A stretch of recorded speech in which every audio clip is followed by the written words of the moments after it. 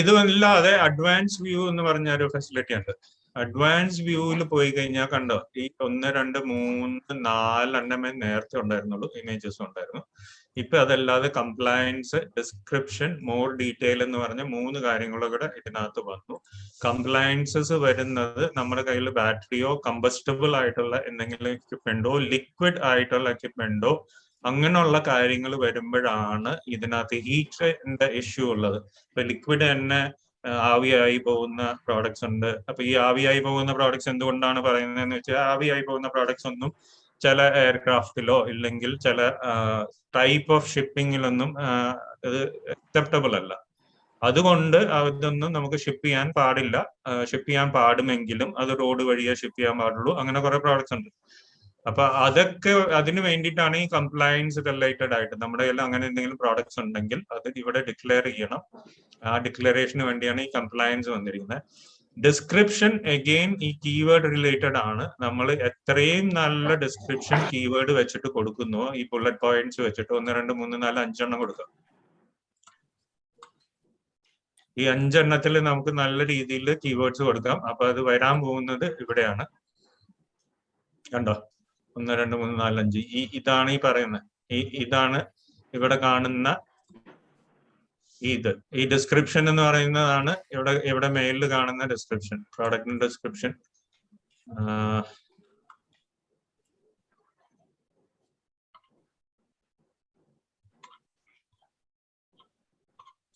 ഡിസ്ക്രിപ്ഷനോട് പോയി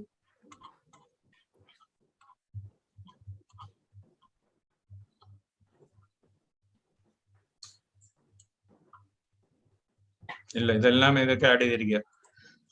ഇപ്പൊ ഒരു സിംഗിൾ ഡിസ്ക്രിപ്ഷൻ ഇതിനകത്ത് കാണുന്നില്ല. ഇല്ലെങ്കിൽ സാധാരണ ഇവിടെയൊക്കെ വരേണ്ടതാണ്. ഒന്നെങ്കിൽ ഇവിടെ, അല്ലെങ്കിൽ താഴെ ഒന്നും കാണാനില്ല. ഓക്കെ, ഓരോരുത്തർ ഇതിൽ ഞാൻ ഇങ്ങനെ ഇപ്പൊ കണ്ട ലിസ്റ്റിംഗ് വ്യത്യാസമുണ്ട്. ഇപ്പൊ ഇവര് ചെയ്തിരിക്കുന്ന ലിസ്റ്റിംഗ് എന്ന് പറഞ്ഞാൽ totally different type of listing ആണ്. അതിലേക്കും പോവാം നമുക്ക്. ഇതൊക്കെ സിമ്പിൾ, നമ്മളിപ്പോ കാണുന്നതൊക്കെ വളരെ സിമ്പിൾ ആയിട്ട് ചെയ്യാൻ പറ്റുന്ന ലിസ്റ്റിംഗും അത് ഇപ്പൊ കണ്ടത് കുറച്ചും കൂടെ കോംപ്ലിക്കേറ്റഡ് ആയിട്ടുള്ള ലിസ്റ്റിംഗുകൾ.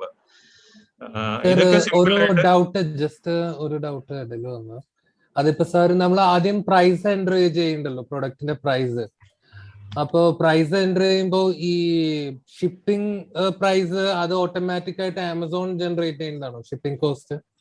അത് ഞാൻ പറയാം. ഷിപ്പിംഗിലേക്ക് നമ്മളിപ്പോ കടന്നു കഴിഞ്ഞാൽ അതാണ് ഞാൻ നേരത്തെ പറഞ്ഞത്. ഷിപ്പിംഗ് എന്ന് പറയുന്ന സാധനം വളരെ കോംപ്ലിക്കേറ്റഡ് ആയിട്ടുള്ള കാര്യമാണ് ഇതിനകത്ത്. ആമസോണിനകത്ത് വളരെ സിമ്പിൾ അല്ല. അപ്പൊ അങ്ങനെ ഒരു സിംഗിൾ വേർഡിൽ എനിക്ക് പറയാൻ പറ്റുന്ന ഒരു കാര്യമല്ല. ഷിപ്പിംഗ് ആഡ് ചെയ്യണോ, ആഡ് ചെയ്യണ്ടേ, എന്താ ചെയ്യണ്ടേ എന്നുള്ളത് എളുപ്പം പറയാൻ പറ്റുന്ന ഒരു കാര്യമല്ല. അപ്പൊ അത് നമുക്ക് നോക്കാം. ആദ്യം ഇപ്പൊ ഡിസ്ക്രിപ്ഷനും കാര്യങ്ങളും എഴുതി കൊടുക്കുക. ഇതൊക്കെ സിമ്പിൾ ആയിട്ട് നമ്മൾ കീവേഡ്സ് യൂസ് ചെയ്യണം എന്ന് മാത്രം. ഇതിനകത്ത് നിന്ന് എക്സ്ട്രാക്ട് ചെയ്ത കീവേഡ്സ് എവിടെയൊക്കെ യൂസ് ചെയ്യാൻ പറ്റുന്നു അവിടെയൊക്കെ യൂസ് ചെയ്യുക എന്നുള്ളതാണ്.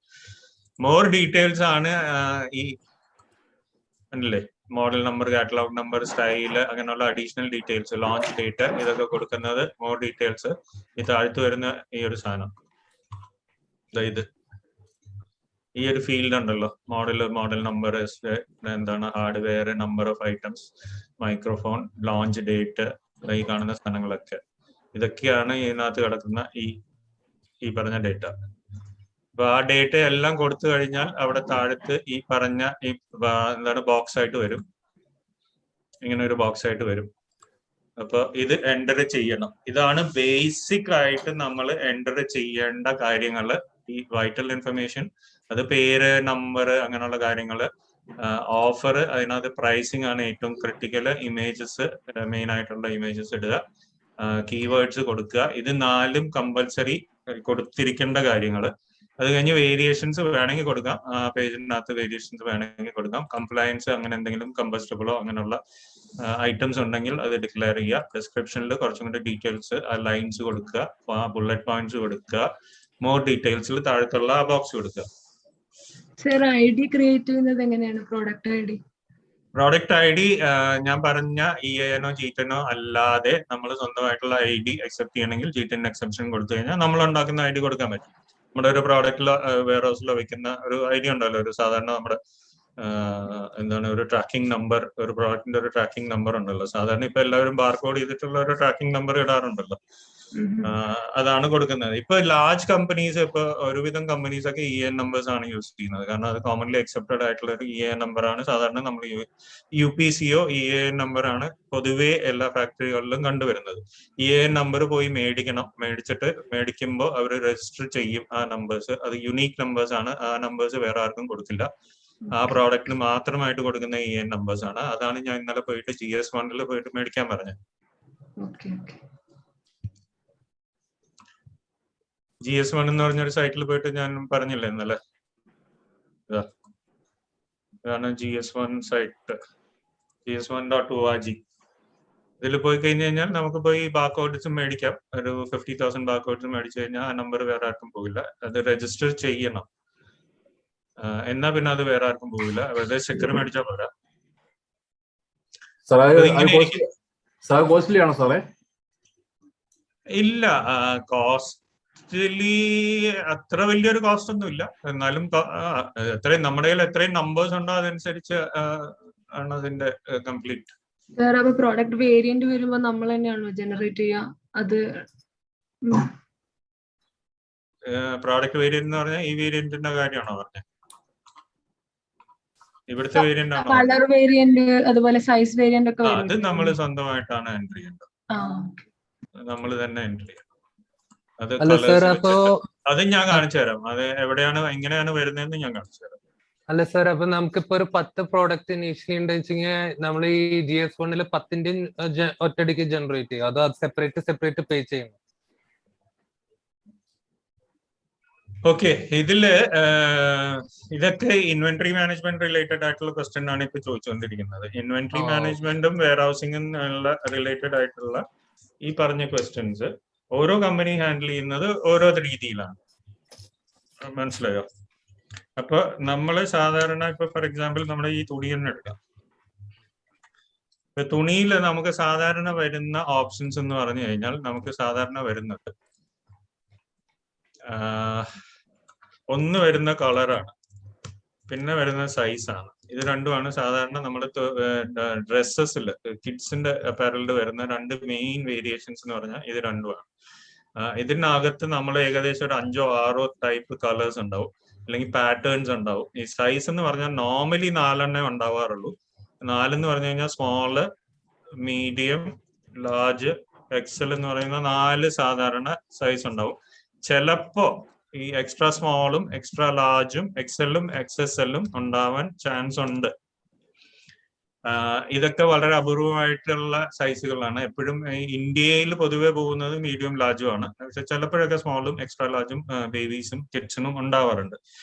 അപ്പൊ ഇതില് ഇത്രയും വേരിയേഷൻസ് നമ്മൾ ഉണ്ടാക്കി ആണല്ലോ കൊടുക്കുന്നത്. ഇത് ചിലപ്പോ നമ്മൾ വെയർ ഹൗസിൽ കൊടുക്കുമ്പോൾ ഒരു സ്റ്റൈൽ എന്ന് പറയുന്ന ഒരു സാധനം, അതിനൊരു പേരുണ്ടാവും. എന്തെങ്കിലും ഒരു സ്റ്റൈലിനൊരു പേരുണ്ടാവും. ഈ പേര് പിന്നെ ചിലപ്പോ ഒരു നമ്പറേ സാധാരണ നമ്മൾ മേടിക്കുള്ളൂ. ചിലപ്പോ എല്ലാവരും ഇൻവെന്ററി മാനേജ്മെന്റ് പ്രോസസ്സിൽ ഇങ്ങനെയാണെന്നല്ല പറയുന്നത്. ചില ആൾക്കാർ ഒരു EAN നമ്പറേ മേടിക്കുള്ളൂ. എന്നിട്ട് പിന്നെ അതിന്റെയൊക്കെ വേരിയേഷൻസിൽ അവര് EANന്റെ വേറെ VAN പൈസ ചെലവാക്കി കോഡ് ചെയ്യാറില്ല. അത് കുറെ കൺഫ്യൂഷൻ ഉണ്ടാക്കും കുറച്ചു കാലം കഴിഞ്ഞു കഴിഞ്ഞാൽ. ഞാൻ സാധാരണ അഡ്വൈസ് ചെയ്യുന്നത് ഇതിന് ഓരോന്നിനും സെപ്പറേറ്റ് SKU നമ്പർ കൊടുക്കണം എന്നാണ്. എന്നാലേ നമ്മൾ സ്റ്റോക്ക് കീപ്പിംഗ് ചെയ്യുമ്പോൾ കറക്റ്റ് ആയിട്ട് വരുള്ളൂ.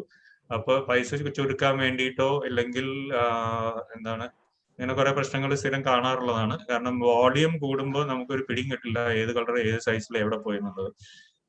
ഒരു എക്സലിലൊക്കെ നമ്മൾ മാനേജ് ചെയ്യാൻ പറ്റുന്ന വോളിയം ഒക്കെ ഉള്ളുവെങ്കിൽ പിന്നെ നമുക്കറിയാം.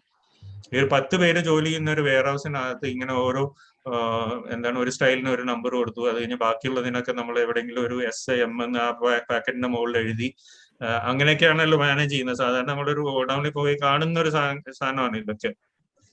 മിക്ക ഗോഡൌണിലും ഇങ്ങനെയൊക്കെ തന്നെയാണ് മാനേജ് ചെയ്ത് പോകുന്നത്. പക്ഷെ അതിന് സെപ്പറേറ്റ് ആയിട്ടുള്ള എല്ലാത്തിനും വേറെ വേറെ SKU നമ്പർ കൊടുത്തു കഴിഞ്ഞാൽ ഓവർ എ ലോങ് റൺ നമുക്ക് പലതും ചെയ്യാൻ പറ്റുള്ളൂ.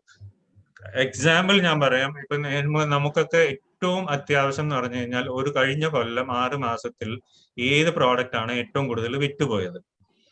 ഈ പറഞ്ഞ കോഡിങ്, ഒരു സിംഗിൾ കോഡിങ് വെച്ചിട്ട്, ഒരു സിംഗിൾ നമ്പർ കോഡിങ് വെച്ചിട്ട് സാധാരണ നോക്കിക്കഴിഞ്ഞു കഴിഞ്ഞാൽ നമുക്ക് അറിയാൻ പറ്റുന്ന ഈ സ്റ്റൈലാണ് വിട്ടുപോയതെന്ന് നമുക്കറിയാം. പക്ഷെ ഈ സ്റ്റൈലിനകത്ത് ഏത് കളറിൽ ഏത് സൈസാണ് വിട്ടുപോയതെന്ന് പറയാൻ ഭയങ്കര പ്രശ്നമാണ് ഇങ്ങനത്തെ ഇൻവെന്ററി മാനേജ്മെന്റ് ഉള്ളപ്പോൾ. എന്ന് പറഞ്ഞാൽ സിംഗിൾ കോഡ് ഇൻവെന്ററി മാനേജ്മെന്റ് ചെയ്യുമ്പോൾ ഈ പറഞ്ഞ ഏത് കളറിൽ ഏത് സൈസാണ് ഏറ്റവും കൂടുതൽ വിട്ടുപോയതെന്ന് പറയാൻ പറ്റില്ല അവർക്ക്. കാരണം അത് മാനുവലി എവിടെയൊക്കെയോ എൻട്രി ചെയ്തു, വെച്ചു, ഷിപ്പ് ചെയ്തു, കഴിഞ്ഞു. അതിൻ്റെ ഒരു ഡേറ്റ ഇല്ല, സിസ്റ്റത്തിൽ കിടക്കുന്ന ഡേറ്റ ഈ ഒരു സിംഗിൾ എൻട്രി മാത്രമേ ഉള്ളൂ. അങ്ങനെയുള്ള കോംപ്ലിക്കേഷൻസ് ഒഴിവാക്കാനാണ് ഞാൻ പറയുന്നത് ഈ 6x4 അല്ല, ഓരോ കളറിനും 4 സൈസ് വെച്ച് വേണമല്ലോ. അപ്പൊ അത്രയും നമ്പേഴ്സ് 8 പോകുന്നതാണ് നല്ലത്. അതിന്റെ കൂടെ ഒരു സ്റ്റൈലിന് ഒരു നമ്പറും അതിന്റെ ഓരോ സബ് കാറ്റഗറി നമ്പേഴ്സും വേരിയേഷൻസും നമ്പേഴ്സും വേറെ നമ്പേഴ്സ് 8 പോകുന്നതാണ് ഏറ്റവും നല്ല ഇൻവെന്ററി മാനേജ്മെന്റ്. ഓക്കെ, അപ്പൊ അതാണ്. അപ്പൊ സർ അത് നമുക്ക് ഒറ്റയടിക്ക് അത് ജനറേറ്റ് ആവോ, അതോ അത് എല്ലാ വേരിയൻസും നമ്മൾ ഈ GSN 1 പോയിട്ട് സെപ്പറേറ്റ് ആയിട്ട് എല്ലാ GSN 1 ഇങ്ങനെയല്ല കിട്ടുക. GSN 1 ഇപ്പൊ ഫോർ എക്സാമ്പിൾ 1,01,000 തൊട്ട് 1,50,000 വരെയുള്ള നമ്പേഴ്സ് ഒരു സീരീസ് ആണ് അവർ നിങ്ങൾക്ക് തരുന്നത്. നിങ്ങൾ എങ്ങനെ ഉപയോഗിക്കുന്നു എന്നുള്ളത് ദേ ആർ നോട്ട് ബോതേർഡ്. അപ്പൊ നിങ്ങൾക്ക് ഒരു സീരീസ് തരും, 1 lakh to 2 lakh, 1 ലക്ഷം നിങ്ങൾ ആ ഒരു സീരീസ് മേടിച്ചെങ്കിൽ ആ 1 ലക്ഷം ഈ നമ്പർ തരും. നിങ്ങളത് മാസ്റ്റർ പ്രോഡക്റ്റിനാണോ കൊടുക്കേണ്ടത് അതോ അതിന്റെ താഴത്തുള്ള വേരിയേഷനാണോ കൊടുക്കേണ്ടത് എന്നൊക്കെ ദാറ്റ് ഇസ് എ ഡിസിഷൻ ആ കമ്പനി എടുക്കേണ്ട ഡിസിഷനാണ്. ആ ഇൻവെന്ററി മാനേജ്മെന്റ് എത്ര ഭംഗിയായിട്ട് മാനേജ് ചെയ്യുന്നു അവരെടുക്കേണ്ട ഡിസിഷനാണ്. അപ്പൊ ഇതിൽ നമ്മൾ പറയുന്ന ഒരു സാധനം, ഇത് ഈ പറയുന്ന മെയിൻ പ്രോഡക്റ്റ്, ഇപ്പൊ ആദ്യം നമ്മൾ തുറന്നു കഴിഞ്ഞാൽ കാണുന്ന ഈ പറഞ്ഞ മെയിൻ പ്രോഡക്റ്റ്, ഈ മെയിൻ പ്രോഡക്റ്റിന്റെ പേരാണ് പാരന്റ് എന്ന് പറയുന്നത്. ഇത് പാരന്റ് ആണ്. ഈ പാരന്റിന്റെ താഴത്ത് കാണുന്നതാണ് ഇതൊക്കെ ചൈൽഡ്സ് ആണ്. അപ്പൊ അത് നമുക്കൊരു കാര്യം ചെയ്യാം, നമുക്ക് അതിന് വേണ്ടിയിട്ട് നമുക്കൊരു കാര്യം ചെയ്യാം. നമുക്ക്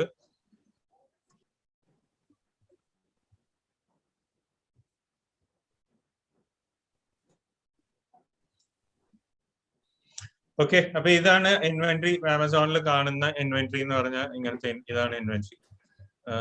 അപ്പൊ ഇതിനകത്ത് നമുക്ക് കാണാം പ്രോഡക്ട്സ് ഉണ്ട്. ചിലത് സ്റ്റോക്ക് ഔട്ട് ഓഫ് സ്റ്റോക്ക് ആയിട്ടുണ്ട്, ചിലത് സ്റ്റോക്ക് ഉള്ള പ്രോഡക്ട്സ് ഉണ്ട്.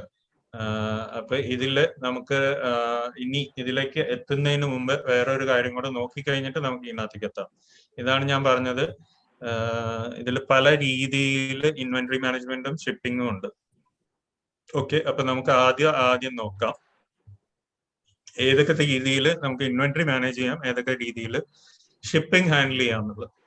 എന്നിട്ട് അങ്ങോട്ട് പോയാലേ അത് കംപ്ലീറ്റ് മനസ്സിലാവുള്ളൂ. ഇതില്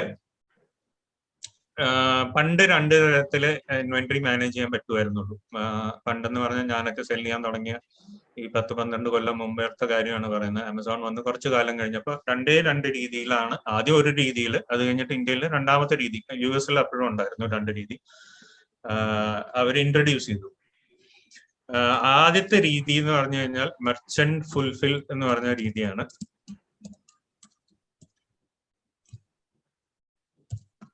മെർച്ചന്റ് ഫുൾഫിൽ എന്ന് പറഞ്ഞ രീതിയിൽ ഇതിൽ നമ്മൾ ഈ സെല്ലർ ആണ് ഇതിന്റെ ഇൻവെന്ററി മാനേജ് ചെയ്യുന്നത്, സെല്ലർ ആണ് ഇതിന്റെ ലോജിസ്റ്റിക്സ് ഹാൻഡിൽ ചെയ്യുന്നത്. അപ്പൊ ഈ 2 പരിപാടി ഹാൻഡിൽ ചെയ്യുന്നത് സെല്ലർ ആണ്. അപ്പൊ സെല്ലർ ഇൻവെന്ററി മാനേജ് ചെയ്യും, സ്വന്തം വെയർ ഹൗസിൽ വെച്ച് സാധനങ്ങളൊക്കെ വെച്ചിട്ട് അവർ ഇൻവെന്ററി മാനേജ് ചെയ്യും, ലോജിസ്റ്റിക്സ് മാനേജ് ചെയ്യും.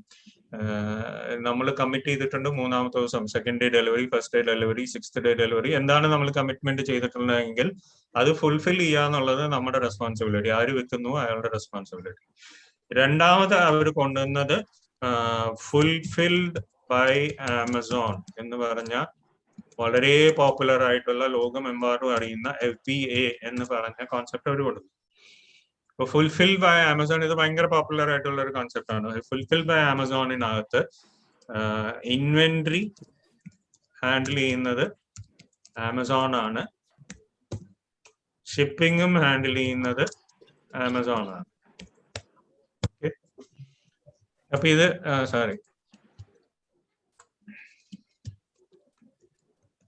ഷിപ്പിംഗ് ലോജിസ്റ്റിക്സ് എന്ന് പറയേണ്ട അത് വലിയൊരു ടേം ആയിപ്പോ. അപ്പൊ ഇത് രണ്ടും ഹാൻഡിൽ ചെയ്യുന്ന അവരാണ്. അത് കഴിഞ്ഞിട്ട് അവര് വേറൊരു ഓപ്ഷൻ കൊടുക്കുന്നു ഇതിനകത്ത് സെല്ലറിന്റെ ലോജിസ്റ്റിക്സ് പാർട്ട്ണറും പിന്നെ ഈസി ഷിപ്പ് എന്ന് പറഞ്ഞിട്ട് ആമസോണിന്റെ തന്നെ ഒരു ലോജിസ്റ്റിക് സർവീസും കൊണ്ടുവന്നു. അപ്പൊ ഈസി ഷിപ്പിൽ എന്താന്ന് വെച്ചാൽ സെല്ലറിന്റെ എന്ന് പറഞ്ഞാൽ നമ്മൾ പോയിട്ട് ഈ ബ്ലൂ ഡാർട്ടോ ഇല്ലെങ്കിൽ ഇകോം എക്സ്പ്രസോ ഇല്ലെങ്കിൽ പിന്നെ ഏതൊക്കെയാണ് വളരെ പോപ്പുലർ ആയിട്ടുള്ള ഏതൊക്കെ കൊറിയ കമ്പനീസ് ആണോ ആ കൊറിയ കമ്പനീസിന്റെ അടുത്തൊക്കെ ചെന്ന് ടൈപ്പ് ചെയ്ത് നമ്മൾ തന്നെ അവർ വൈകുന്നേരം വരും, അവർ പറയും 5 മണിക്ക് വരാമെന്ന് പറയും, 7 മണിക്ക് വരും. എന്നിട്ട് ആ ബഹളമൊക്കെ കഴിഞ്ഞിട്ടാണ് നമ്മൾ അയക്കുന്നത്. അത് എല്ലാ ദിവസവും എല്ലായിടത്തും സംഭവിക്കുന്ന ഒരു സംഗതി. അപ്പൊ പിന്നെ അവർ വന്നിട്ട് പറയും ഇത് ഈ പറഞ്ഞ സ്ഥലത്തേക്ക് ഞങ്ങൾ ഡെലിവറി ചെയ്യില്ല, അപ്പൊ നിങ്ങൾ അതിനി തപ്പി നടഞ്ഞ് വേറൊരു സ്ഥലത്ത് കണ്ടുപിടിക്കണം, അപ്പൊ വേറെ കൊറിയറും എടുക്കില്ല എന്ന് പറയും. പിന്നെ അവസാനം അതുകൊണ്ട് പോസ്റ്റിലിടും. പോസ്റ്റിലിട്ട് കഴിഞ്ഞാൽ 10 ദിവസം കഴിഞ്ഞേ എത്തുള്ളൂ.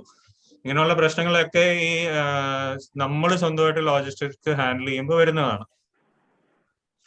ഇതെല്ലാം ഒഴിവാക്കാൻ വേണ്ടിയാണ് ഈസി ഷിപ്പിംഗ് എന്ന് പറഞ്ഞ ഈസി ഷിപ്പ് എന്ന് പറഞ്ഞ ആമസോൺ ലോജിസ്റ്റിക്സ് കൊണ്ടുവന്നത്. അതിനകത്ത് അവർ വന്ന് ടൈംലി പിക്കപ്പ് ചെയ്ത് അവർ കൊണ്ട് ഡെലിവറി ചെയ്യുന്ന റെസ്പോൺസിബിലിറ്റി, ബാക്കി ഇൻവെന്ററി ഒക്കെ നമ്മുടെയാണ്. ഷിപ്പിംഗ് എന്ന് പറഞ്ഞാൽ ഹാൻഡ് ഓവർ ചെയ്യുക, പ്രോഡക്റ്റ് ഹാൻഡ് ഓവർ ചെയ്യുന്നത് വരെയുള്ള പ്രോസസ്സ് നമ്മുടെയാണ്. പക്ഷെ ലോജിസ്റ്റിക്സ് അവരുടെ ഹെഡേക്ക് ആയി മാറി. ഫുൾഫിൽ ബൈ ആമസോണ് തന്നെ അവരുടെ വെയർ ഹൗസിൽ കൊണ്ടുപോയി പ്രോഡക്റ്റ് നമുക്ക് കൊണ്ടുവയ്ക്കാം. അവർ നമുക്കൊരു സ്ഥലം തരും, നമ്മളൊന്നും ചെയ്യണ്ട, അവര് തന്നെ പാക്ക് ചെയ്ത് അവര് തന്നെ ഷിപ്പ് ചെയ്ത് അവര് തന്നെ ഡെലിവറി ചെയ്യും. അപ്പൊ അങ്ങനെ ഒരു സെക്കൻഡ് ഓപ്ഷൻ. ഇനി മൂന്നാമത്തെ ഓപ്ഷൻ അവർ കൊണ്ടുവന്നു. അത് എന്താണ്, വളരെ റീസെന്റ് ആയിട്ട് കൊണ്ടുവന്ന ഒരു സാധനം. വളരെ റീസെന്റ് അല്ല, വളരെ റീസെന്റ് എന്നൊക്കെ ഞാൻ പറയുന്നത് 5-6 കൊല്ലം മുമ്പത്തെ കഥകളാണ്. അപ്പൊ ഈ സെല്ലർ ഫ്ലെക്സ് എന്ന് പറഞ്ഞൊരു ഓപ്ഷൻ കൊണ്ടുവന്നു. സെല്ലർ ഫ്ലെക്സ് എന്ന് പറഞ്ഞു കഴിഞ്ഞാൽ ഇൻവെന്ററി നമ്മുടെയാണ്, ഷിപ്പിംഗ് അവരുടെയാണ്. ഓക്കെ, പക്ഷെ ഇതിനകത്ത് ഈ ഒരു സിസ്റ്റം എന്ന് പറഞ്ഞൊരു സാധനം ഉണ്ടല്ലോ, ഒരു സോഫ്റ്റ്വെയർ ഇത് ഹാൻഡിൽ ചെയ്യുന്ന. അപ്പൊ ഇതിനകത്ത് സോഫ്റ്റ്വെയർ എന്ന് പറഞ്ഞു കഴിഞ്ഞാൽ ഇത് സെല്ലർ സോഫ്റ്റ്വെയർ ആണ്. ഇൻവെന്ററി മാനേജ്മെന്റ് എന്ന് പറയുന്നത് ഈ സെല്ലർ സോഫ്റ്റ്വെയർ ആണ്. ഇതിനകത്ത് ഓഫ് കോഴ്സ് ആമസോൺ സോഫ്റ്റ്വെയർ ആണ്, ആമസോണിന്റെ വെയർ ഹൗസിലായതുകൊണ്ട് ഇതിനകത്ത് ആമസോൺ സോഫ്റ്റ്വെയർ ആണ്. ഈ സെല്ലർ ഫ്ലെക്സിൽ ഇൻവെന്ററി നമ്മുടെ വെയർ ഹൗസിലാണ്, പക്ഷെ ഇതിൽ ആമസോണിന്റെ സോഫ്റ്റ്വെയർ അവർ നമുക്ക് തരും. അപ്പൊ ഈ സാധനം ഇവിടെ വന്നു, ആമസോണിന്റെ തന്നെ ഷിപ്പിംഗ്,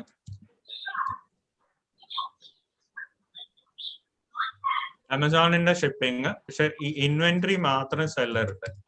അപ്പൊ ഈ 3 വേരിയേഷൻ ആയി. ഈ 3 വേരിയേഷനും മതിയാവാതെ അവര് വേറൊരു വേരിയേഷനും കൂടെ കൊണ്ടുവന്നു. ഇത് കൊണ്ടുവന്നത് എന്തിനാന്ന് വെച്ച് കഴിഞ്ഞാൽ ഇന്ത്യ പറഞ്ഞ എത്ര വലിയൊരു സ്ഥലങ്ങളില് FBA എന്ന് പറയുന്ന സാധനങ്ങൾ നമുക്ക് എപ്പോഴും പോസിബിൾ അല്ല. എല്ലാ മുക്കിലും മൂലയ്ക്കും ആമസോണിൽ ചെന്നിട്ട് വെയർ ഹൗസ് തുടങ്ങാനുള്ള വിഷമം കാരണം അവര് ഈ Amazon warehousing third party ആൾക്കാർക്ക് കൊടുത്തു. ഇപ്പൊ കൊച്ചിയിലുണ്ട്, ട്രിവാൻഡ്രത്തുണ്ട്, കാലിക്കറ്റിലുണ്ട്, കേരളത്തിൽ 3 സ്ഥലങ്ങളിലുണ്ട്.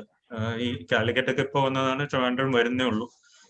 കൊച്ചിയിൽ കുറച്ച് കാലമായിട്ടുള്ള ആമസോണിന്റെ വെയർ ഹൗസ് ആണ് അത്. പക്ഷെ ഹാൻഡിൽ ചെയ്യുന്നത് വേറൊരു കമ്പനിയാണ്, അശ്വിനി എന്ന് പറഞ്ഞൊരു കമ്പനിയാണ് കൊച്ചിയിൽ ഹാൻഡിൽ ചെയ്യുന്നത്. അപ്പൊ അവർക്ക് ഔട്ട്സോഴ്സ് ചെയ്തിരിക്കുകയാണ്. ഇതിനകത്തൊക്കെ ആമസോൺ സോഫ്റ്റ്വെയർ ആണ്.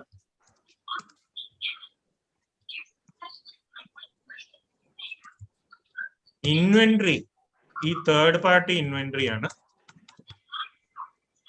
ആമസോണിന്റെ അല്ല. ഇവരാണ് അതിനകത്ത് പാക്ക് ചെയ്ത് അയക്കുന്നത്.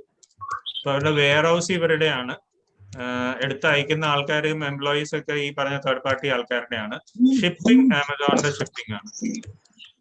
ഇതാണ് ഇത് തമ്മിൽ ഈ 4 തരത്തിലുള്ള ഇൻവെന്ററിയും ഷിപ്പിംഗും ഇതിന്റെ വ്യത്യാസം. ഇപ്പൊ ആമസോണിനകത്ത് ഈ 4 തരത്തിലുണ്ട്.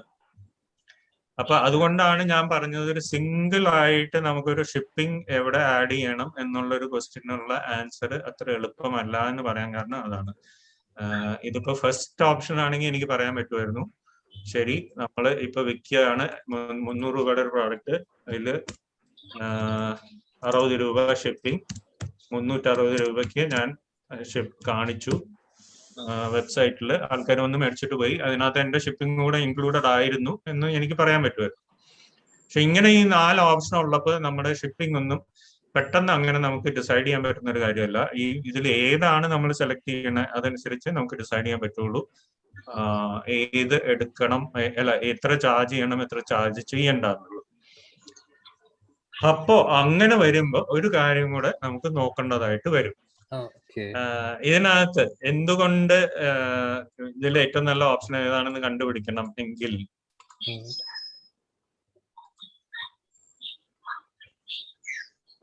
ഇതിനകത്ത് ഒരു കാര്യം, ഇപ്പൊ നമ്മളാണെങ്കിൽ ഇതാണെങ്കിൽ ഇതിനകത്ത് ഒരു കാര്യം കൂടെ നോക്കണം. ഇതിനകത്ത് മെയിൻ ആയിട്ട് നമ്മൾ വിസിബിലിറ്റി കിട്ടണമെങ്കിൽ ഇതിനകത്ത് പ്രൈം എന്ന് പറഞ്ഞ ഒരു സെല്ലർ ആവണം. ഓക്കെ, പ്രൈം സെല്ലർ എന്ന് പറഞ്ഞു കഴിഞ്ഞാൽ അതിനകത്ത് വിൽക്കുമ്പോൾ അവർ പ്രൈം സെല്ലർ ആണെന്ന് എവിടെയെങ്കിലും കാണും. മനസ്സിലായോ? പ്രൈം സെല്ലറിന്റെ ഒരു ടാഗ് വരും. അപ്പൊ ആ പ്രൈം സെല്ലർ ആണെങ്കിൽ ആൾക്കാർക്ക് വിശ്വാസം കൂടും. പിന്നെ പ്രൈം സെല്ലർ ആണെങ്കിൽ ഈ പ്രൈം ആയിട്ടുള്ള സെല്ലറിന് ചില പ്രൊമോഷണൽ എന്താണ് സ്പെഷ്യൽ ഇത് കൊടുക്കും. പ്രൈം സെല്ലറിന് വ്യൂവർഷിപ്പ് കൂടും. അങ്ങനെയുള്ള കുറെ കാര്യങ്ങളുണ്ട്. അതുകൊണ്ടാണ് ഈ പ്രൈം എന്ന് പറഞ്ഞാൽ പിന്നെ നെക്സ്റ്റ് ഡെലിവറി അങ്ങനെയുള്ള കാര്യങ്ങളൊക്കെ. പിന്നെ ഈ ഗ്രേറ്റ് ഇന്ത്യൻ സെയിൽ വരുമ്പോ അവർക്ക് 2 ദിവസം മുമ്പേ തുറക്കും. ഇപ്പൊ അങ്ങനെ കുറെ പരിപാടികളുണ്ട്. അങ്ങനെ അതിനു വേണ്ടിയാണ് ഈ പ്രൈം കൊടുത്തിരിക്കുന്നത്, പ്രൈം എന്ന് പറയുന്ന സാധനം. അപ്പൊ പ്രൈം ഇതിൽ എവിടെയൊക്കെ കിട്ടും എന്ന് കൂടെ നോക്കാം നമുക്ക്. ഈ പ്രൈം സെല്ലർ എന്ന് പറഞ്ഞാൽ മെറ്റ്സ് ആൻഡ് ഫുൾഫിൽഡ് ആണെങ്കിൽ പ്രൈം കിട്ടില്ല. കിട്ടും. നിങ്ങൾ കുറെ പട്ട് അവർക്ക് പറയുന്ന ചില സ്പെസിഫിക്കേഷനിൽ നിങ്ങൾ കൺസിസ്റ്റന്റ്ലി ഇത്ര മാസം നിങ്ങൾ കൺസിസ്റ്റന്റ്ലി ആ പെർഫോമൻസ് മെയിൻറ്റെയിൻ ചെയ്ത് കഴിഞ്ഞാൽ നിങ്ങൾക്ക് കുറച്ച് കാലം കഴിഞ്ഞ് കഴിഞ്ഞാൽ പ്രൈം മെമ്പർഷിപ്പ് കിട്ടും. അതൊക്കെ ചെയ്തു വരുമ്പോഴേക്കും എന്താ പറയുന്ന കുറച്ച് മാസങ്ങളോ കൊല്ലമോ പോകും. അപ്പൊ അത് എളുപ്പമല്ല. നേരെ മറിച്ച് ഇവിടെ കൊണ്ട് അവരുടെ വെയർ ഹൗസിൽ കൊണ്ടിട്ട് കഴിഞ്ഞാൽ അപ്പൊ തന്നെ അവർ പ്രൈം തരും. പിറ്റേ ദിവസം എന്ന് എൻട്രി ചെയ്യുന്നു ആ ദിവസം അവർ പ്രൈം തരും. സെലഫ്ലെക്സിലും അവർ പ്രൈം തരും. ഈ നമ്മുടെ അല്ലാത്ത 3 ഓപ്ഷൻ, ആമസോണിന്റെ സോഫ്റ്റ്വെയർ യൂസ് ചെയ്യുന്ന 3 ഓപ്ഷൻസിലും അവർ പ്രൈമിന്റെ ടാഗ് നമുക്ക് ഇതിനകത്ത് കൊണ്ടുവച്ച് കഴിഞ്ഞാൽ തരും. അപ്പൊ പറയും ഇമ്മീഡിയറ്റ്ലി നമുക്ക് എന്തുകൊണ്ട് ഈ 3 എണ്ണത്തിൽ പൊക്കൂടാന്നുള്ളതാണ് നെക്സ്റ്റ് ക്വസ്റ്റ്യൻ. ഇതല്ലേ ഏറ്റവും ചോയ്സ്. നമുക്ക് പ്രൈമും കിട്ടുന്നുണ്ട്, പിന്നെ എല്ലാ തലവേദനയും പോയി, എല്ലാം അവര് ചെയ്യുന്നുണ്ടെങ്കിൽ നമുക്ക് എന്തുകൊണ്ടാ അത് യൂസ് ചെയ്തുകൂടാ എന്നുള്ളതാണ് ഒരു നെക്സ്റ്റ് ക്വസ്റ്റ്യൻ വരുന്നത്. അപ്പൊ അതും കൂടെ നോക്കിയിട്ട് അടുത്ത ലിസ്റ്റിംഗിലേക്ക് പോവാം. അപ്പോഴാണ് നമ്മള്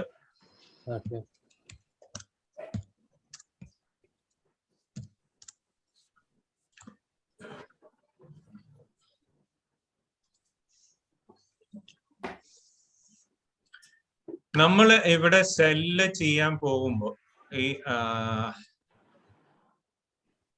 ഈ നമ്മള് ഒരു എന്താണ് ഈ ഞാൻ നേരത്തെ പറഞ്ഞ സാധനങ്ങളൊക്കെയാണ് ഇവിടെ കാണുന്നത്. ഈസി ഷിപ്പും ഫുൾഫിൽമെന്റും സെൽഫ് ഷിപ്പും ഒക്കെ.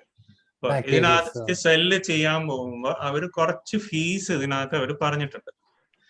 ഒന്ന് റെഫറൽ ഫീ എന്ന് പറഞ്ഞു കഴിഞ്ഞാൽ അവര് നമുക്കൊരു കസ്റ്റമറിനെ കാണിച്ചു തന്നു, മേടിക്കുമ്പോ മതി. 10 പേരെ കാണിച്ചു തന്നു, 10 പേർക്കുമ്പോ എന്റെ പൈസ ഒന്നും കൊടുക്കണ്ട. ഏത് കസ്റ്റമർ മേടിച്ചു ആ മേടിച്ച കസ്റ്റമറുടെ പൈസ ഒരു പെർസെന്റേജ് അവര് നമ്മുടെ കയ്യിൽ നിന്ന് മേടിക്കും. അതാണ് റെഫറൽ ഫീ എന്ന് പറയുന്നത്. ഈ കസ്റ്റമറിനെ നമുക്ക് റെഫർ ചെയ്ത് തന്നു, അപ്പൊ അതിന്റെ കമ്മീഷൻ എനിക്ക് വേണം എന്ന് പറഞ്ഞ് മേടിച്ചുകൊണ്ട് പോകുന്നത്. അപ്പൊ അത് ഓരോ കാറ്റഗറിക്കും വെവ്വേറെയാണ്. ഇപ്പൊ ബേബി ഇതൊക്കെ ആണെങ്കിൽ 8%, 6% തൊട്ട് താഴത്തോട്ട് പോയി 11% വരെ ടോയ്സിന്റെ അനുസരിച്ച്.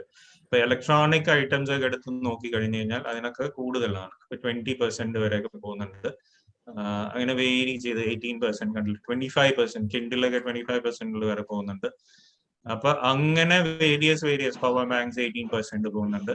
അപ്പൊ ഓരോ പ്രോഡക്റ്റ് കാറ്റഗറിക്കും ഈ പറഞ്ഞ വേരിയേഷൻസ്, നല്ല ഡിഫറൻസ് ഓഫ് കമ്മീഷൻ അവരെടുക്കുന്നുണ്ട്. ചെറിയ കമ്മീഷൻ അല്ല, തരക്കേടില്ലാത്തൊരു കമ്മീഷൻ അവരെടുക്കുന്നുണ്ട്. ചെറിയ കമ്മീഷൻ പ്രോഡക്ട്സ് ആണെങ്കിൽ അതിനകത്ത് കോമ്പറ്റീഷനും കൂടുതലായിരിക്കും.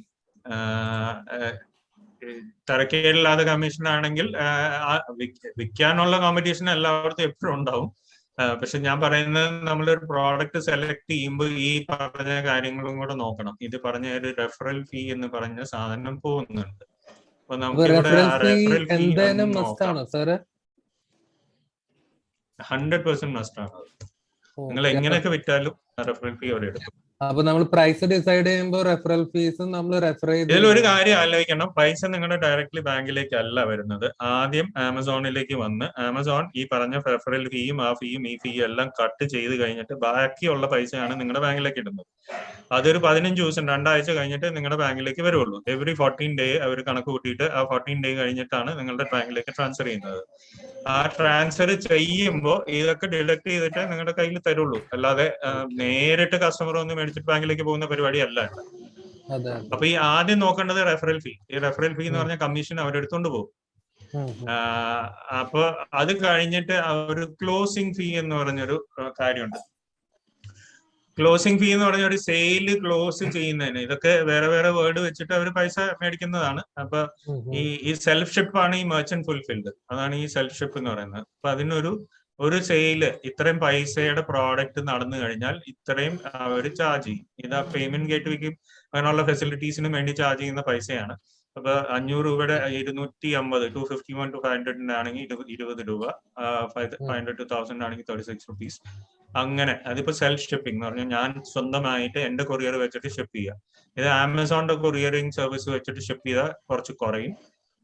FBA എന്ന് പറയുന്ന അവരുടെ വെയർ ഹൗസിൽ കൊണ്ട് ചെന്നിട്ട് ഷിപ്പ് ചെയ്ത് കഴിഞ്ഞു കഴിഞ്ഞാൽ അത് വേറെ ഒരു സ്ട്രക്ചർ, കുറച്ചും കൂടെ ഇത് രണ്ടും അല്ലാതെ ഇതിന്റെ മിഡിൽ നിൽക്കുന്ന ഒരു സ്ട്രക്ചർ ഇതിനകത്ത് കാണാം. അപ്പൊ ഇതിനകത്ത് നെക്സ്റ്റ് ക്ലോസിംഗ് ഫീ വരുന്നുണ്ട്. സാർ ഒരു ഡൗട്ട്, ഇപ്പൊ സാർ ഇപ്പൊ ലാസ്റ്റ് കാണിച്ചു FBAയുടെ, അപ്പൊ അത് ഓൾ കാറ്റഗറീസും കാണിക്കുന്നുണ്ട്, പിന്നെ എക്സെപ്ഷനും കാണിക്കുന്നുണ്ട്. കാറ്റഗറീസ് വിത്ത് എക്സെപ്ഷൻ അതെന്താ ഉദ്ദേശിക്കുന്നത്? ചില അത് പറയാം, നമുക്ക് ഏതൊക്കെ കാറ്റഗറീസാണ് എക്സെപ്റ്റ് ചെയ്തിരിക്കുന്നത് എന്നുള്ളതിനും നമുക്ക് നോക്കാം. ഇപ്പൊ ഇതില് പല കാര്യങ്ങളും ആലോചിക്കണം. ഇത് വളരെ സിമ്പിളേ അല്ല ഈ പറയുന്ന ഒരു പ്രോസസ്സും. ഞാൻ പറയാം, വോളിമെട്രിക് എന്ന് പറഞ്ഞൊരു കാര്യം കേട്ടിട്ടുണ്ടോ? ഇല്ല. ഓക്കെ, വോളിമെട്രിക് എന്ന് പറഞ്ഞു കഴിഞ്ഞാൽ ഒരു പ്രോഡക്റ്റിന്റെ വെയിറ്റ് 2 രീതിയിൽ കാൽക്കുലേറ്റ് ചെയ്യാം. ഒരു ഫ്രിഡ്ജ് എന്ന് പറഞ്ഞാൽ ഫ്രിഡ്ജിന് ഇപ്പൊ ഫോർ എക്സാമ്പിൾ ഒരു 50 കിലോയോ 70 കിലോയോ 100 കിലോ എന്താന്ന് വെച്ചാൽ എക്സാമ്പിൾ പറയുന്നു.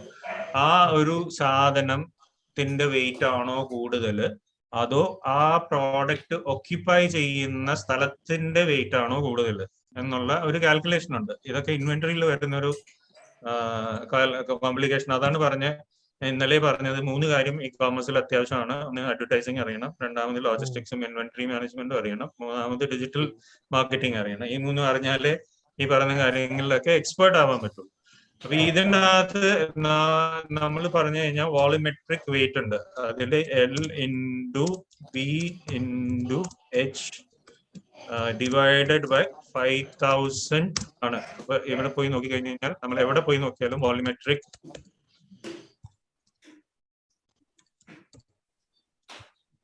വെയിറ്റ് ഫോർമുല എന്ന് പറഞ്ഞ് കൊടുത്തു കഴിഞ്ഞാൽ കാണാം L/B/H ഡിവൈഡഡ് ബൈ 5000. അപ്പോ അങ്ങനെ വരുമ്പോ ചില വേരിയേഷൻസ് അവർ കാൽക്കുലേറ്റ് ചെയ്യുന്നത് വെയിറ്റ് വെച്ചിട്ടല്ല, അവർ കാൽക്കുലേറ്റ് ചെയ്യുന്നത് വോളിയം, എത്ര സ്പേസ് ആ സാധനം. ഒരു ബോക്സ് അവിടെ കൊണ്ട് വെച്ച് കഴിഞ്ഞാൽ ചിലപ്പോ നിങ്ങളുടെ വലിയൊരു ബോക്സ് ആയിരിക്കും, അകത്തൊന്നും ഉണ്ടാവില്ല, എല്ലാം കൂടെ 10 കിലോ ഉണ്ടാവുള്ളൂ. പക്ഷെ ഓക്യുപ്പൈ ചെയ്യുന്ന സ്പേസ് ഒരു 20 കിലോ സാധനം അല്ലെങ്കിൽ 30 കിലോ സാധനം വെക്കാൻ പോസിബിലിറ്റി ഉള്ള ഒരു സ്ഥലത്തായിരിക്കും കൊണ്ടുവന്നിട്ട് ഈ 2 കിലോന്റെ ഒരു ബോക്സ് എടുത്ത് വെക്കുന്നത്. പക്ഷെ അവരത് വെറുതെ വിടില്ല. അവര് ആ വോളിമെട്രിക് വെയിറ്റ് വെച്ചിട്ട് ഇതെല്ലാം നമുക്ക് പല രീതിയിലുള്ള കാര്യങ്ങളുണ്ട്. അതിലേക്കൊക്കെ എക്സാമ്പിൾ വെച്ചിട്ട് പൊക്കോണ്ടിരിക്കുക. അപ്പൊ ഇത് ഒന്ന് ക്ലോസിംഗ് ഫീസ് അടുത്തത്. പിന്നെ വെയിറ്റ് ഹാൻഡ്ലിംഗ് ഫീസ് ആണ് ഞാനിപ്പോ എക്സ്പ്ലെയിൻ ചെയ്യാൻ നോക്കിയ സൈസ് വെച്ചിട്ട്. കണ്ടോ, സൈസ് ഗൈഡ് ലൈൻസ് വെച്ചിട്ടുള്ള ഹെവി ആൻഡ് ബൾക്കി എന്ന് പറയുന്ന സാധനം വന്നത് ഇവിടെ. അപ്പൊ ലെങ്ത്, ബ്രെഡ്ത്ത്, ഹൈറ്റ് ഇതെല്ലാം വന്നു. അപ്പൊ ഇതില് എന്താണ് വെയിറ്റ് ഹാൻഡ്ലിങ്ങിന്റെ വന്നു. അപ്പൊ ഇതിലും വെയിറ്റ് ഹാൻഡ്ലിങ്ങിലും 3 തരം അവർ ഡിവൈഡ് ചെയ്യുന്നുണ്ട്. ഒന്ന് സ്വന്തമായിട്ട് ഹാൻഡിൽ ചെയ്യുമ്പോൾ, ഒന്ന് അവരുടെ അകത്ത് ഉള്ള എന്താണ് സ്റ്റാൻഡേർഡ് സൈസ് എന്ന് പറഞ്ഞാൽ ചെറിയ പാക്കറ്റുകളും, അതിൽ ഹെവി ആയിട്ടുള്ള വലിയ കിലോസ് 12 കിലോ അതിന്റെ മേളിലുള്ള അത്രയും വെയിറ്റ് ഉള്ള സാധനങ്ങളും, ഇങ്ങനെയൊക്കെ ഇതിന് വേണ്ടിയിട്ട് മൂന്നാമത്തത്. അപ്പൊ മൂന്നാമത്തെ വരുന്നത് ഇവിടെ വെയിറ്റ് ഹാൻഡ്ലിംഗ് എന്ന് പറഞ്ഞിട്ട് ഒരെണ്ണം കൂടെ വരുന്നുണ്ട്. ഇതൊക്കെ കേട്ട് കഴിഞ്ഞിട്ട് ആരും വിൽക്കില്ല, ആമസോണിലോട്ട് പോവുകയില്ല. അതെ. അല്ല, പക്ഷെ ഇതൊന്നും അറിയാതെ ചെന്ന് വിറ്റ് കഴിഞ്ഞാൽ അല്ല, അതായത് ഇത് കംപ്ലീറ്റ് അറിഞ്ഞിരിക്കണം, ഇൻവെന്ററി അത് അറിഞ്ഞിരിക്കണം, നല്ല ഇത് പണി കംപ്ലീറ്റ് കിട്ടും. അറിഞ്ഞ. അതെ അതെ അതെ. നല്ല പണി കിട്ടി കഴിഞ്ഞിട്ട് ഉള്ള പൈസ എല്ലാം പോയി കഴിഞ്ഞിട്ട് പിന്നെ ആൾക്കാര് ഓടി നടക്കുള്ളൂ, എന്ത് പറ്റിയെന്ന് അറിയാതെ. അല്ലെങ്കിൽ പിന്നെ തേർഡ് പാർട്ടിനെ ഡിപ്പെൻഡ് ചെയ്യണം, ഇൻവെന്ററി അറിയണ ഒരാള്. ഇല്ല, എന്നാലും ഞാൻ പറയുന്നു, എന്നാലും ഇത് അറിഞ്ഞിരിക്കണം. പിന്നെ അടുത്തതാണ് അവര് ഷിപ്പിംഗ്. ഇതാണ് ഈ നാലാമത്തേതാണ് അവരുടെ ഷിപ്പിംഗ്. ഷിപ്പിംഗ് എന്ന് പറഞ്ഞാൽ കൊറിയറിന് വേണ്ടി നിങ്ങൾക്ക് കൊടുക്കുന്ന പൈസ. അത് അവര് വന്നിട്ട് നമ്മുടെ പിക്ക് ചെയ്യുന്ന സെൽഫ് ഈസി ഷിപ്പ് എന്ന് പറയുന്ന സാധനത്തിനും FBA എന്ന് പറയുന്ന സാധനത്തിനും അതിൽ എക്സാമ്പിൾസ് കൊടുത്തിട്ടുണ്ട്. 40 രൂപ, 17 രൂപ, അങ്ങനെയുള്ള ഓപ്ഷൻസ്. സെൽഫ് ഷിപ്പ് ആണെങ്കിൽ പിന്നെ നമ്മുടെ കയ്യിൽ നിന്നുള്ള പൈസ പോകുന്നത് അവരൊന്നും ചാർജ് ചെയ്യില്ല. ഇനി ഇതെല്ലാം കഴിഞ്ഞിട്ട് നെക്സ്റ്റ് പിക്ക് ആൻഡ് പാക്ക് എന്ന് പറഞ്ഞൊരു ഫീ. അത് FBAയിലാണ് നമ്മൾ കൊണ്ടിടുന്നത് എങ്കിൽ മാത്രം. ഈ റെഫറൽ ഫീ എവിടെ വെച്ച് വിറ്റാലും നമ്മൾ സ്വന്തമായിട്ട് വിൽക്കുന്ന എല്ലാത്തിലും ഉണ്ട്. അപ്പൊ ഇത് ഓൾ ആണ്. ക്ലോസിംഗ് ഫീ ഓൾ ആണ്. വെയിറ്റ് ഹാൻഡ്ലിംഗ് എല്ലാത്തിലും ഇല്ല. ഷിപ്പിംഗ് ആമസോൺ മാത്രം ചെയ്യുന്നതിലുണ്ട്, നമ്മൾ ചെയ്യുന്നതിൽ ഇല്ല. പിന്നെ അടുത്തത് പിക്ക് ആൻഡ് പാക്ക് എന്ന് പറയുന്ന സാധനം അവര് ഹാൻഡിൽ ചെയ്യുന്ന, ആമസോൺ ഹാൻഡിൽ ചെയ്യുന്നതിൽ മാത്രമേ ഉള്ളൂ. ഇതും ആമസോൺ ഹാൻഡിൽ ചെയ്യുന്നതിൽ മാത്രമേ ഉള്ളൂ.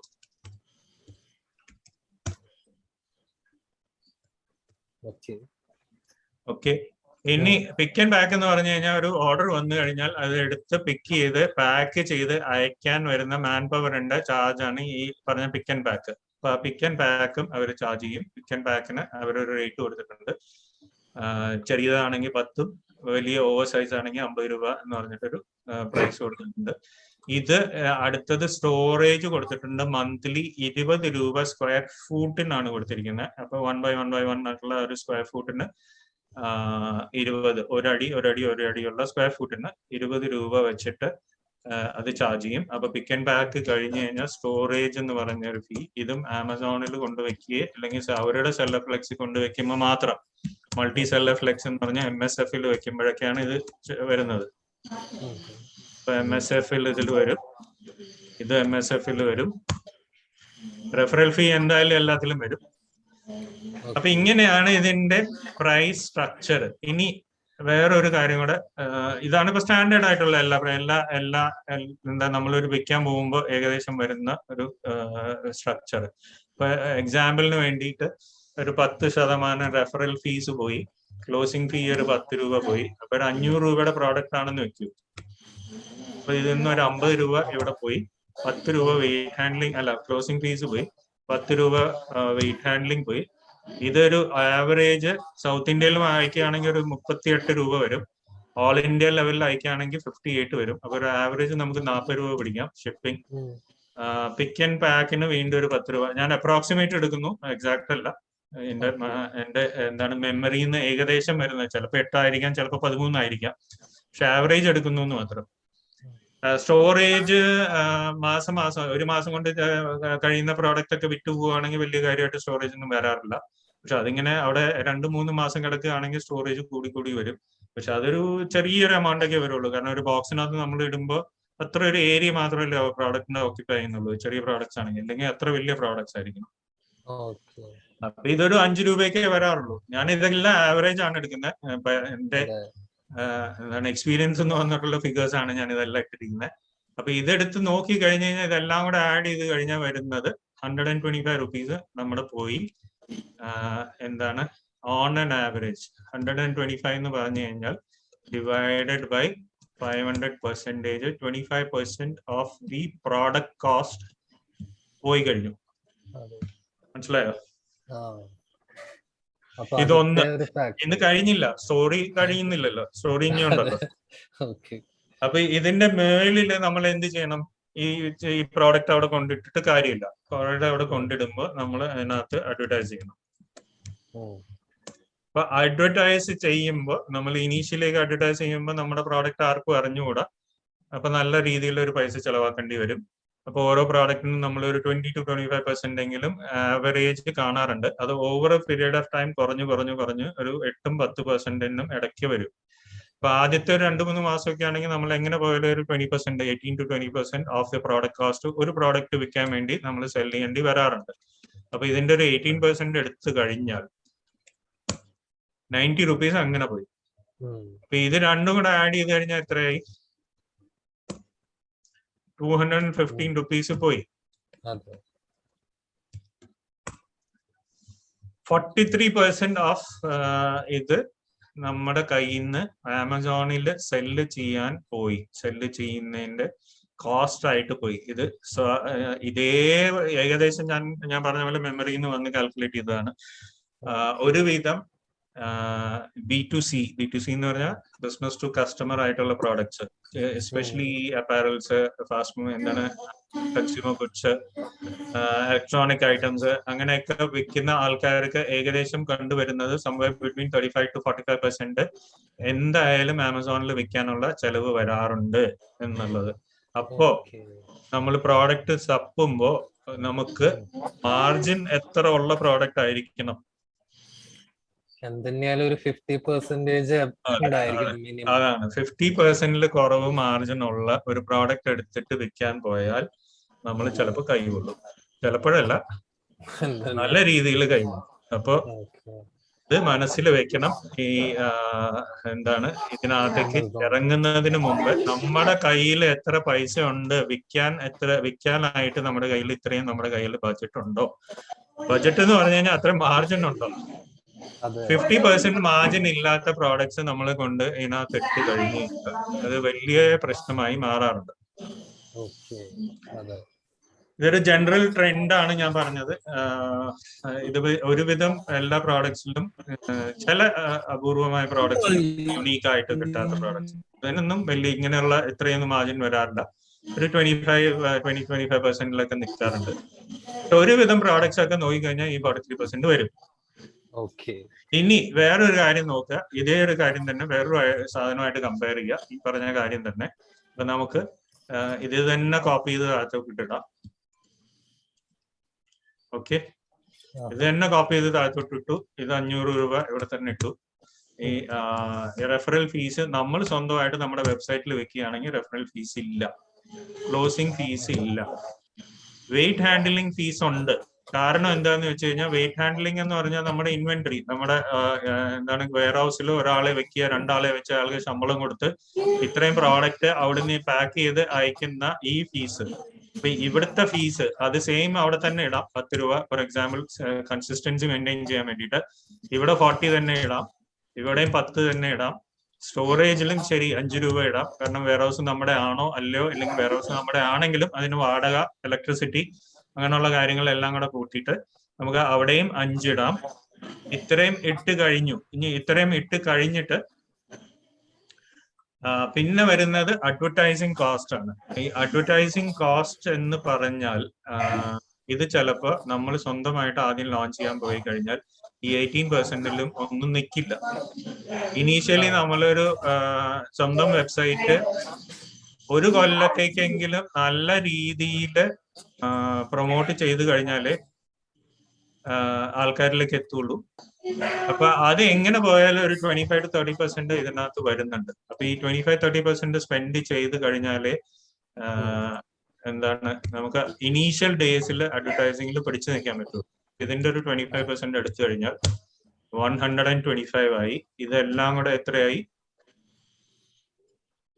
65 ആയി. ഇത് 65 ആയി.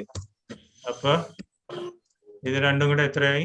190 ആയി. അപ്പൊ 25 രൂപയുടെ ആണ് ഈ വ്യത്യാസം വരുന്നത്. അപ്പൊ 25 രൂപ ഡിവൈഡഡ് ബൈ ഇതിന്റെ പെർസെന്റേജ് എടുത്തു നോക്കിക്കഴിഞ്ഞാൽ 5% വ്യത്യാസമാണ് നമ്മൾ നമ്മുടെ വെബ്സൈറ്റിൽ ചെയ്യുന്നതും ആമസോണിൽ കൂടെ വെക്കുമ്പോൾ ചെയ്യുന്നതും തമ്മിലുള്ള അറ്റ്ലീസ്റ്റ് ഒരു ഇനീഷ്യൽ ഫസ്റ്റ് ഇയറിന്റെ കാര്യം നമുക്ക് നോക്കിയാൽ ഉള്ള വ്യത്യാസം.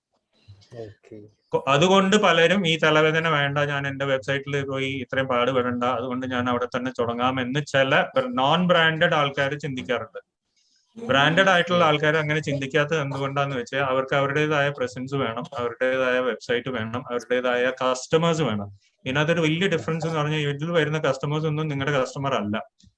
ഇതിനകത്തുള്ള എല്ലാ കസ്റ്റമറും ആമസോണിന്റെ കസ്റ്റമർ ആണ്, നിങ്ങളുടെ കസ്റ്റമർ ആണെന്ന് വിചാരിക്കേണ്ട. അവരുടെ ഒരു ഡേറ്റയും നിങ്ങൾക്ക് കിട്ടാനും പോകുന്നില്ല. അവർക്ക് നിങ്ങളെ സെയിൽ കഴിഞ്ഞാൽ നിങ്ങൾക്ക് പോയി കോൺടാക്ട് ചെയ്യാനും പറ്റില്ല. കോണ്ടാക്ട് ചെയ്യാം. നിങ്ങൾ ഈ ആമസോണിന്റെ ബാക്കെൻഡിൽ വെച്ചിട്ട് കോണ്ടാക്ട് ചെയ്യാം. അല്ലാതെ അവർക്ക് നേരെ ഫോൺ ചെയ്തിട്ട് അതിനകത്ത് കൂടെ നിങ്ങൾക്ക് എന്താണ് SMS ഇമെയിലും അയച്ചിട്ട് പിന്നെ ആ കസ്റ്റമറെ കോണ്ടാക്ട് ചെയ്ത് അവരുടെ ഡേറ്റ എടുത്തിട്ട് അയക്കുക, അങ്ങനെയുള്ള പരിപാടിയൊക്കെ ഇപ്പൊ ചെയ്യാറുണ്ട് പലരും. വാട്സപ്പ് വരെ അയക്കാറുണ്ട് ഇപ്പൊ പലരും. അപ്പൊ അതൊക്കെ പോസിബിൾ ആണ്. പക്ഷെ അതൊക്കെ മാനുവൽ ആയിട്ട് ചെയ്യേണ്ട കുറെ പണികളാണ്. മാനുവൽ ആയിട്ട് ഇരുന്ന് നോട്ട് ചെയ്ത് അവരെ കോണ്ടാക്ട് ചെയ്ത് വിളിച്ച് സംസാരിച്ച്. റിപ്പീറ്റ് കസ്റ്റമേഴ്സിന് എളുപ്പമാണ്. വീണ്ടും വീണ്ടും അവർക്ക് വെക്കണമെങ്കിൽ എളുപ്പമാണ്. പുതിയൊരു പ്രോഡക്റ്റ് ലോഞ്ച് ചെയ്ത് കഴിഞ്ഞാൽ അവരെ അറിയിക്കാൻ എളുപ്പമാണ്. എന്നുള്ള കുറെ കാര്യങ്ങൾ ഈ സ്വന്തം വെബ്സൈറ്റ് ആകുമ്പോൾ ഉണ്ട്. അതുകൊണ്ട് വലിയ ബ്രാൻഡ്സ് ഒന്നും ഈ ആമസോൺ മാത്രം വെച്ചിട്ട് കളിക്കില്ല. പക്ഷെ ചെറിയ ആൾക്കാരൊക്കെ ആമസോൺ മാത്രം വെച്ചിട്ട് ചിലപ്പോൾ ഈ 5% അല്ലേ വ്യത്യാസമുള്ളൂ എന്ന് വിചാരിച്ചിട്ട് അവർ ചാൻസ് കൂടുതലാണ്. ഇത്രയും കോംപ്ലിക്കേഷൻ എല്ലാം മനസ്സിലായി കഴിഞ്ഞിട്ട് അപ്പൊ ഇൻസൈഡ് ഔട്ട് മനസ്സിലായല്ലോ ആമസോണിനകത്ത് സംഭവിക്കുന്ന എല്ലാ കാര്യങ്ങളും. ഇതിനകത്ത് ഇനി ഒരു കാര്യം കൂടെ ഞാൻ പറയാൻ വിട്ടുപോയി, അതും കൂടെ പറയാം. ഇനി നമ്മൾ പറയാണ് ഇത്രയൊക്കെ ആയിട്ട് ഒരു സാധനം വിറ്റു പോകുന്നില്ല, 1 മാസം വിട്ടു, 2 മാസം വിട്ടു, 3 മാസം വിട്ടു. ഓരോ മാസം ഇടുമ്പോഴും ഓരോ പ്രോഡക്റ്റിന് മുകളിൽ 5 രൂപ പോയിക്കൊണ്ടിരിക്കുകയാണ്. അപ്പൊ 5, 5, 5, 15 രൂപ പോയി. മനസ്സിലായോ? 15 എന്ന് പറഞ്ഞു കഴിഞ്ഞാൽ ഇതിന്റെ 500 ഒരു പെർസെന്റേജ് ആണല്ലോ. പ്രോഡക്റ്റിന്റെ കോസ്റ്റ് അങ്ങനെ തന്നെ ഇരിക്കുകയാണല്ലോ. അപ്പൊ 3% പോവുകയാണ്. അപ്പൊ 4ാമത്തെ മാസമായി എന്ന് പറഞ്ഞു കഴിഞ്ഞാൽ അത് കൂടുതൽ പോയി, 4% മാറി. അതിങ്ങനെ കൂടിക്കൊണ്ടേയിരിക്കുകയാണ് മന്ത്ലി. നിങ്ങളുടെ പ്രോഫിറ്റ് നിങ്ങളുടെ 4%, 5% കുറഞ്ഞുകൊണ്ടേയിരിക്കുക. അപ്പൊ നമ്മൾ പറയും ശരി ഇനി മതി, അത് അവിടെ കൊണ്ടിട്ടിട്ട് കാര്യമില്ല, തിരിച്ചെടുക്കാം. അവിടെ ഇട്ടിട്ട് എന്ത് ചെയ്യാനാ, നമ്മുടെ ഓഫീസ് കൊണ്ടുവന്നിട്ട് അത് നമുക്ക് തിരിച്ചെടുക്കാം എന്ന് പറഞ്ഞാൽ അപ്പോഴും ആമസോൺ വേറൊരു കാര്യം പറയും.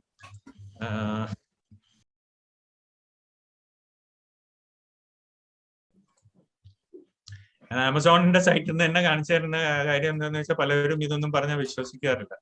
ഇത്രയൊക്കെ കോംപ്ലിക്കേഷൻ ഉണ്ടോ, ഇത്രയൊക്കെ സാധനങ്ങൾ ഇത്രയൊക്കെ ചാർജ് ചെയ്യുന്നുണ്ടോ എന്ന് കണ്ടില്ലേ. FBI റിമൂവൽ ചാർജ് എന്ന് പറഞ്ഞാൽ അവരുടെ വെയർ ഹൗസിൽ നിന്ന് തിരിച്ചെടുക്കണമെങ്കിൽ നമുക്ക് പൈസ കൊടുക്കണം നമ്മള്. അപ്പൊ ഒന്നെങ്കിൽ 10 രൂപ ചെറിയ ഐറ്റത്തിന്, ഇല്ലെങ്കിൽ എക്സ്പെഡൈറ്റഡ് എന്ന് പറഞ്ഞാൽ പിറ്റേ ദിവസം നമുക്ക് നമ്മുടെ വെയർ ഹൗസിൽ എത്തിക്കണമെങ്കിൽ അതിന് എക്സ്പെഡൈറ്റഡ് എന്ന് പറയും. സ്റ്റാൻഡേർഡ് എന്ന് പറഞ്ഞു കഴിഞ്ഞാൽ അവർ പറയുന്ന സമയത്തിനകത്ത് 3 ദിവസം 5 ദിവസത്തിനകത്ത് തിരിച്ച് എടുക്കണമെങ്കിൽ ഓരോ പീസിന്റെ മേളിലും 10 രൂപയോ 30 രൂപയോ കൊടുക്കണം. അത് നമ്മൾ തിരിച്ചെടുക്കുന്നേ. മനസ്സിലായോ? അപ്പൊ ഇതും കൂടെ നമ്മൾ ഇതിനകത്ത് പോയില്ലെങ്കിൽ നമ്മൾ ഡിസൈഡ് ചെയ്യണം, നമ്മൾ ഈ 20 രൂപ കൊടുക്കണോ അതോ 10 രൂപ കൊടുത്തിട്ട് തിരിച്ചെടുക്കണോ എന്നുള്ളത് നമ്മുടെ ഡിസിഷനാണ്. അതായത് നമ്മുടെ ഒരു കാൽക്കുലേഷന്റെ മുകളിൽ നമ്മൾ എടുക്കേണ്ട ഡിസിഷനാണ് അത്. അപ്പൊ ഇത്രയൊക്കെയാണ് ഇതിനകത്ത് ഉള്ള കോംപ്ലിക്കേഷൻ. ഇനി നമുക്ക് തിരിച്ചു പോയിട്ട് അതിന്റെ ഇൻവെന്ററി നോക്കാം. അപ്പൊ കുറച്ചും കൂടെ നമുക്ക് മനസ്സിലാവും ഇനി.